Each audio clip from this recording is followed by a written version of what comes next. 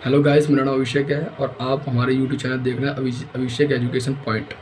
तो गाइस, ये जो वीडियो मैंने बनाई है ये उन बच्चों के लिए बनाई है जिनको है ना यूनिट कन्वर्जन में काफ़ी दिक्कत आती है। उनको क्या है, न्यूमेरिकल सॉल्व तो फॉर्मूले याद हो जाते हैं, उनको वैल्यू भी फाइंड आउट कर लेते हैं, क्या हमको क्वेश्चन में दे रखा है, क्या हमको फाइंड आउट करना है। तो लेकिन उनको दिक्कत कहाँ आती है, जो यूनिट कन्वर्जन होता है ना, उसमें दिक्कत आ जाती है।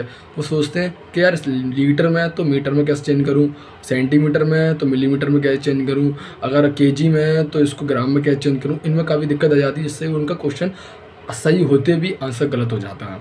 तो इसके लिए ये वीडियो है और आप इस वीडियो को पूरा देखिए। अगर आपको समझ में आए तो वीडियो को लास्ट में लाइक कर देना। तो हेलो गाइस, मैं आज आपको जो यूनिट कन्वर्जन होते हैं, जो कि न्यूमेरिकल सॉल्यूशन के लिए काफ़ी हेल्पफुली होते हैं, वो मैं आपको बताने जा रहा हूँ।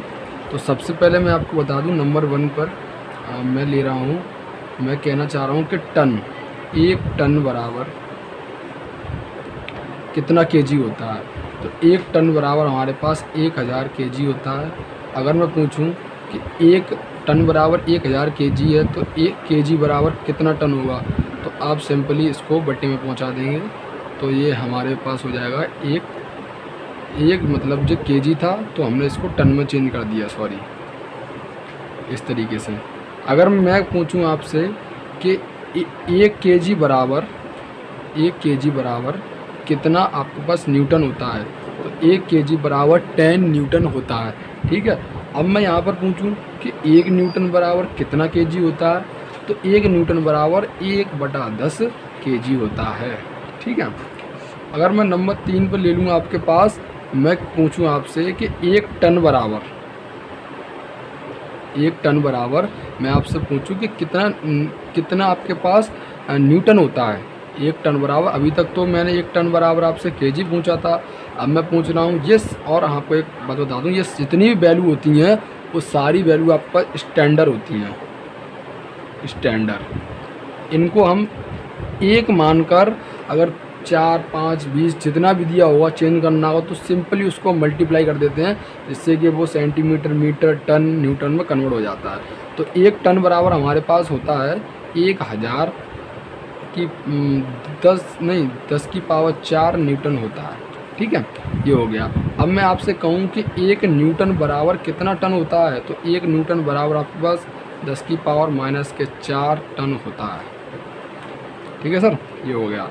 नंबर 4 पे मैं लेता हूँ आपके पास, नंबर 4 पे मैं आपके पास ले तो हमारे पास है 1 सेंटीमीटर बराबर कितना, 1 सेंटीमीटर बराबर कितना mm होता है, तो 1 सेंटीमीटर बराबर 10 mm होता है। और ये मैं पूछूं आपसे कि 1 mm बराबर कितना सेंटीमीटर होता है, तो 1 mm बराबर भैया जी 10 की पावर -1 सेंटीमीटर होता है। अब 5वां में ले लूँ आपसे, मैं पूछूं कि 1 मीटर बराबर कितना सेंटीमीटर होता है। 1 मीटर बराबर आपके पास 100 सेंटीमीटर होता है। और मैं पूछूं आपसे कि 1 सेंटीमीटर बराबर कितना मीटर होता है, तो 10 की पावर 2 मीटर होता है। अब मैं आपसे पूछ लूँ कि एक हमारे पास जो 1 मीटर बराबर हमारे पास कितना mm होता है। अभी तक 1 mm हमने चेंज किया सेंटीमीटर से, अब मीटर से हम mm को चेंज करें, मतलब मिलीमीटर को चेंज करेंगे, तो ये होता है 1000 mm। और मैं कहूँ आपसे कि 1 mm बराबर कितना मीटर होता, तो 10 की पावर -3 मीटर। ये सारी जितनी भी कन्वर्जन मैं आपको बता रहा हूँ, ये सारी न्यूमेरिकलों में आती हैं। फिजिक्स के ले लो, चाहे आप किसी भी इंजीनियरिंग के स्टूडेंट हो, उसमें भी सारी ये चीज़ें हमारे पास आती हैं। तो फिर मैं आपको बता दूँ अब 7वां नंबर कौन सा लेता हूँ। मैं 7वां नंबर ले लेता हूँ यहाँ पर 1 लीटर बराबर हमारे पास कितना मीटर क्यूब होता है। तो 1 लीटर बराबर हमारे पास 1000 मीटर क्यूब होता है, और मीटर क्यूब हो गया। और 1 मीटर क्यूब बराबर हमारे पास 10 की पावर 3 लीटर होता है। ठीक है सर, लीटर होता है, ये चीज़ होगी हमारे पास। ठीक है, ये पावर होगी हमारे पास प्लस की, क्योंकि यहाँ पर हम क्रॉस मल्टीप्लाई से यहाँ पर इसको निकाल के आएंगे, तो पावर यहाँ पर प्लस की होगी। ठीक है। 8वां देख लेते हैं हम। 8वां हमारे पास कि 1 लीटर बराबर हमारे पास कितना सेंटीमीटर क्यूब होता है। तो 1 लीटर बराबर हमारे पास 1000 सेंटीमीटर क्यूब होता है, और 1 सेंटीमीटर क्यूब बराबर हमारे पास कितना लीटर होता है। तो 1 सेंटीमीटर बराबर हमारे पास लीटर कितना होता है। तो मैं आपको बता दूं कि यहाँ पर जो टन होता है ना, टन, तो ये टन हमारे पास एक तो होता है TONNE टन, ठीक है। ये जो टन होता है, 1 टन बराबर हमारे पास 1000 kg, मैंने आपको ही बता दिया था। तो मैं आपको बता दूं कि जो फ्रिज और AC में टन उपयोग किया जाता है वो क्या टन होता है, वो होता है आपके पास TON, ये टन होता है। इसको हम TR से भी डिनोट करते हैं, ठीक है। तो इस टन में काफ़ी अंतर होता है। तो आप ये मत समझिए कोई फ्रिज AC है तो उसमें क्या है हमारे पास 1000 kg का वो कंप्रेसर, कहते नहीं 1000 kg का कंप्रेसर है इसमें, तो वो वाला सिस्टम नहीं है। वो इस पर डिपेंड करता है कि वो 24 घंटे में कितनी हीट को बाहर निकाल देगा उस सिस्टम में से। मतलब कि कह सकते हैं जो सिस्टम हमारे पास जो एरिया है वहाँ से जो कमरा मान लो या हमारे पास रूम मान लो, तो रूम में तो कितनी हीट को बाहर निकाल देगा, उसका जो होता है उसको जो मेजर करते हैं उसको कहते हैं टन। और जो हमारा टन जो होता है, तो दोनों टन में काफ़ी डिफरेंट है। तो मैं फिर अब आगे बढ़ता हूँ। यहाँ पर मैं एक और चीज़ आपको बता दूँ कि 1 kg बराबर हमारे पास 1 kg बराबर हमारे पास कितना न्यूटन होता है। तो 1 kg बराबर हमारे पास 9.81 न्यूटन होता है, ठीक है। और मैं आपसे कह दूं कि 1 न्यूटन बराबर कितना kg होता है, तो वो डायरेक्टली इसके अपॉन में बटे में पहुंच जाएगा। तो 1/9.81 इसका kg हो गया। अगर मैं आपसे कहूं कि एक डाइन जो हमारे पास मात्रक होता है फोर्स का, फोर्स बरा F=ma आपने पढ़ा होगा।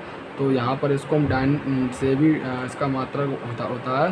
तो इसका अगर मैं कहूँ कि एक डाइन बराबर हमारे पास कितना gram into centimetre upon second square होगा। तो जो हमारे पास जो डाइन है वो हमारे पास कौन सी पद्धति में, जो स्टैंडर्ड पद्धति होती है SI होती है, एक MKS होती है, एक हमारे पास CSI होती है।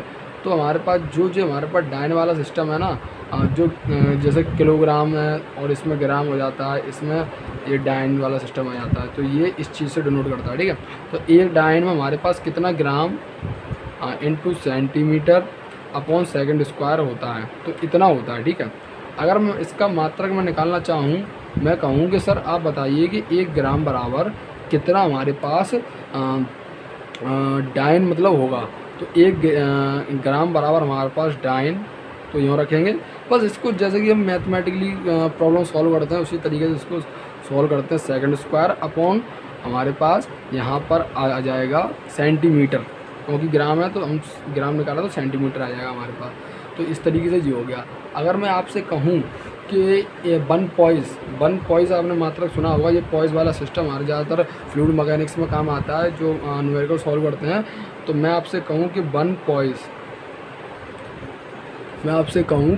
पॉइज बराबर हमारे पास कितना होता है। तो आपको मैं बता दूं कि भैया जी 1 पॉइज बराबर हमारे पास जो होता है वो होता है 10⁻⁻1 मीटर, वो न्यूटन सेकंड पर मीटर स्क्वायर होता है, ठीक है। Newton second upon metre square होता है। अगर मैं आपसे कहूँ कि 1 न्यूटन सेकंड पर मीटर स्क्वायर बराबर कितना पॉइज होगा, तो भैया जी हमारे पास हो जाएगा 10। काएगा हो जाएगा प्लस का, क्योंकि इस पावर इस पर मैंने चढ़ी थी, तो जो हो जाएगा इतना पॉइज।